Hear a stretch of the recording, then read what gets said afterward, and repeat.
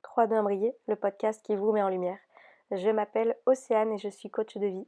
Ma mission est celle de t'écouter avec attention, de te guider avec intuition et détermination et de t'accompagner à te libérer émotionnellement des poids du passé que tu peux traîner depuis quelques années. Hello et bienvenue dans l'écoute de ce nouvel épisode de podcast. Il y a eu une longue pause durant cet été et j'avais envie de revenir en forme et de bonne humeur pour te partager mes conseils pour une rentrée positive et épanouie tout au long de l'année à garder. Donc si tu es prêt, on y va. Le premier conseil que j'ai envie de te donner, c'est celui du matin.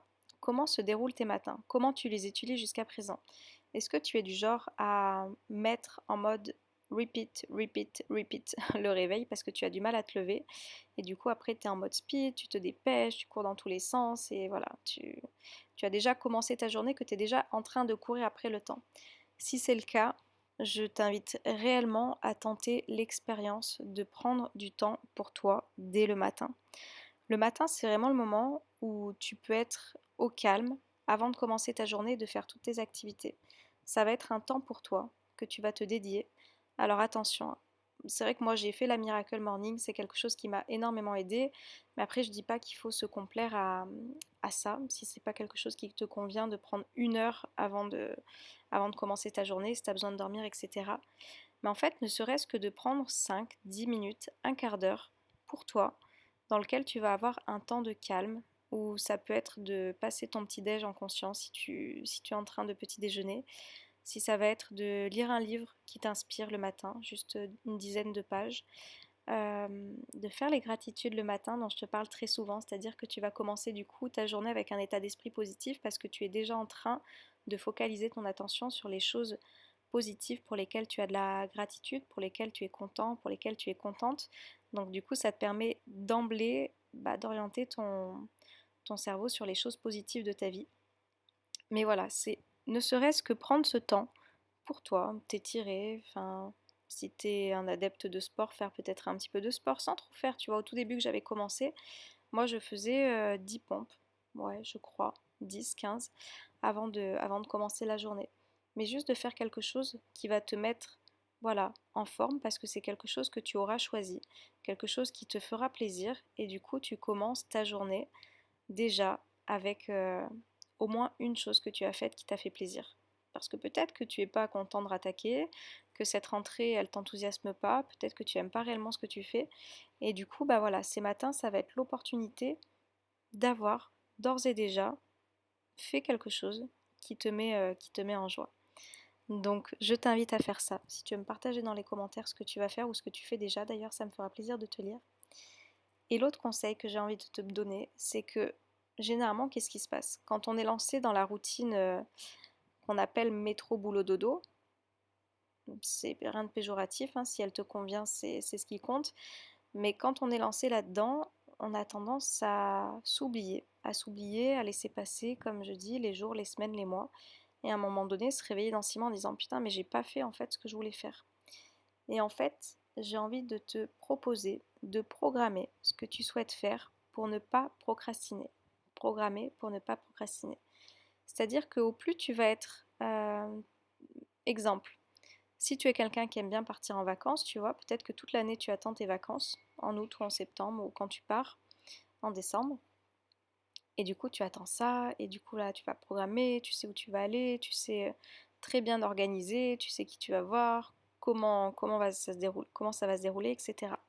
Et ben en fait, je te propose de faire exactement la même chose pour les choses qui te font envie, que ce soit une activité, que ce soit des repas avec des amis, que ce soit une sortie avec ton amoureux ou ton amoureuse, que ce soit une randonnée par semaine, par mois, si tu as envie de faire cette activité. Enfin voilà, de lister un petit peu les choses qui te font plaisir, que tu souhaites faire dans la semaine, à la journée, dans la semaine et dans le mois et dans l'année. Et de piocher un petit peu voilà, cette liste que tu as pu poser et de programmer ça dans ton agenda, au même titre que je te dis, tu notes les anniversaires des personnes peut-être que tu connais, et ben voilà, t'organiser en fait pour ne pas avoir à procrastiner, pas te dire que tu as la flemme parce qu'après tu vas te retrouver à te dire oh, punaise, mais j'avais envie de faire plein de choses et je les ai pas faites. C'est en ça qu'elle sert la programmation. La programmation, c'est pas quelque chose qui est pour te contraindre, etc. Parce que comme je te dis, regarde, si c'est pour organiser tes vacances, je suis convaincue que tu n'as aucun mal à le faire et que tu le fais avec grand plaisir. Donc là, ça va être la même chose. Ça veut dire prendre cette habitude de programmer pour ne pas procrastiner et avoir l'opportunité en fait de réaliser tout simplement ce qui te fait kiffer. Si tu avais oublié, je kiffe les rimes. Voilà, ça vient comme ça. Je kiffe les rimes et je trouve que ça aide à se rappeler des choses. Donc ça, c'est quelque chose pour moi qui me paraît essentiel. Prends cette habitude en fait. Et ça rejoint la dernière chose que je veux te dire, c'est que tu vas vivre une vie beaucoup plus intentionnelle. C'est-à-dire qu'au lieu de te laisser vivoter, en sachant pas trop comment ta vie va se dérouler, en te laissant porter, ah, tu verras bien, etc., ça peut avoir du bon. Mais comme je te dis, tu peux aussi te retrouver dans 6 mois en te disant, en fait, j'ai rien fait. J'ai rien fait parce que je me suis laissée porter par ce train-train dans lequel je suis. Et comme je me sens fatiguée par ce travail, etc., etc., bah, au final, il n'y a rien qu'à bouger. Donc en fait, plus tu vas avoir une vie intentionnelle où tu vas poser des intentions de choses que tu aimerais faire, des choses que tu aimerais réaliser, dans quel ton tu aimerais que ta journée se passe, ta semaine, ton mois, etc. Et bah au plus tu vas pouvoir te projeter à ce que ces choses-là puissent arriver dans ta vie. Donc ça peut être l'intention de te remettre en forme par exemple, l'intention de d'être moins négatif et d'axer sur un état d'esprit positif. Ça peut être l'intention d'avoir cette connaissance de toi pour réussir à gérer ton état émotionnel au mieux au quotidien.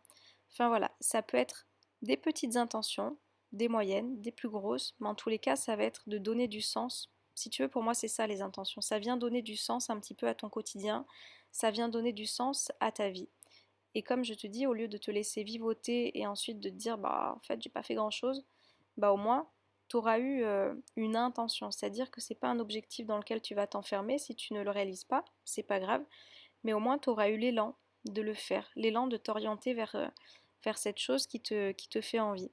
L'intention, par exemple, de ne pas perdre ton temps en cuisine et du coup de faire ce qu'on appelle les meal prep. C'est quelque chose que je faisais et que j'aimerais bien refaire, tu vois, parce que tu gagnes un temps fou même quand tu travailles à la maison, c'est-à-dire d'organiser tes repas un jour dans la semaine et du coup pendant 3 4 jours de suite, tous tes repas sont frais, sont prêts, pardon, tu as juste à les sortir du frigo. Et tu vois, ce sont des petites choses mais qui vont te faciliter le quotidien. Et en cette rentrée, c'est pareil. Donc là, la rentrée, elle est le jeudi pour les parents. Je ne sais pas quand est-ce que toi tu rattaques et si tu as déjà rattaqué, mais ça peut être une chose que tu peux mettre en place. Parce que généralement, quand on finit la journée, tu vois, au lieu de se jeter sur des choses qui sont pas très très bonnes et très saines, même si ça n'a pas de mal, n'oublie pas, la vie est un équilibre. Mais voilà, d'avoir au moins ton repas qui soit prêt et que tu n'aies pas à réfléchir à qu'est-ce que je mange ce soir. C'est des choses qui vont t'alléger dans ce qu'on appelle la charge mentale parce que bah, ces intentions que tu as eues, cette programmation que tu auras faite, te permettent d'ores et déjà d'être dans un mood bah voilà, où tu as juste à kiffer. Je perds mes mots et comme j'ai pas envie de couper l'épisode, je le cherche, tu vois. Mais je pense que tu vois ce que je veux dire. Et la dernière chose, ça va être celle comme le matin. Tu vois, le matin, tu commences avec toutes tes gratitudes, etc. Et le soir, en fait, ça va être de te demander, bah voilà, qu'est-ce que j'ai aimé dans cette journée? Qu'est-ce qui s'est bien passé? Et s'il y a des choses qui se sont mal passées, de se dire, quelles sont les expériences que je peux en tirer? Comment je peux me remettre en question par rapport à cette situation? Pas rentrer dans une culpabilité si les choses se sont mal passées, mais d'en rentrer dans une remise en question. J'avais fait un épisode de podcast à ce sujet-là qui vient du coup t'éviter de culpabiliser et de ruminer parce que le soir, je sais que c'est à ce moment-là qu'on a tendance voilà, à ruminer, à être dans le passé, à se dire peut-être que j'aurais pu faire autrement, etc. Et ça t'aide pas à aller mieux. Alors que la remise en question, c'est se dire voilà, qu'est-ce que j'ai bien fait, qu'est-ce que j'aurais pu mieux faire, qu'est-ce que je referais. Mais je te dis, il me semble que j'ai fait un épisode de podcast à ce sujet-là, donc si ça t'intéresse, je t'inviterai à aller le voir. Et au moins, tu vas te coucher sur des notes positives. Une fois de plus, souviens-toi que ce qui fait que la rentrée, elle est positive et que toute ta vie va l'être aussi, c'est l'état d'esprit et ce vers quoi tu vas orienter tes pensées, ton regard, ta manière de vivre, ta nouvelle vision en fait que tu vas incarner dès à présent en te permettant de cultiver ces petites choses au quotidien. Et ça passe donc comme tu l'as vu, du matin jusqu'à l'organisation de ta journée, de ta semaine, de tes futurs mois, jusqu'au soir où du coup tu vas être acteur. Souviens-toi que c'est ça qui est important, dont je te rappelle très souvent. acteur de ta vie en fait. Tu vas arrêter de la subir parce que c'est toi qui vas la choisir, c'est toi qui as le stylo en main pour écrire l'histoire que tu as envie d'écrire. Ça va plus être les histoires que tu te racontes par rapport à ton passé et ce que tu as subi, mais c'est bien toi qui es en train de tenir ce stylo pour écrire l'histoire que tu as envie de te raconter et les souvenirs que tu as envie de te créer. Voilà, ce sont mes conseils pour une rentrée positive et à utiliser toute l'année. N'hésite pas à me partager si tu as d'autres conseils aussi que tu souhaites partager sous cette vidéo. Je serai très contente de te lire. Voilà, je te rappelle que j'ai des accompagnements individuels en coaching. Si tu es intéressé, je te mettrai mon site internet juste en bas. C'est aussi l'occasion à la rentrée de se dire, bah voilà, je vais arrêter d'attendre et de procrastiner pour prendre soin de moi, je peux le faire. Donc que ça passe par un coaching, mais que ça passe aussi par d'autres choses, s'il y a d'autres choses qui t'intéressent. Mais n'attends pas en tous les cas pour prendre soin de toi. Voilà, je te remercie de m'avoir écouté jusque-là. Je te souhaite une très très belle rentrée et je te dis à bientôt pour un prochain épisode de podcast. Ciao.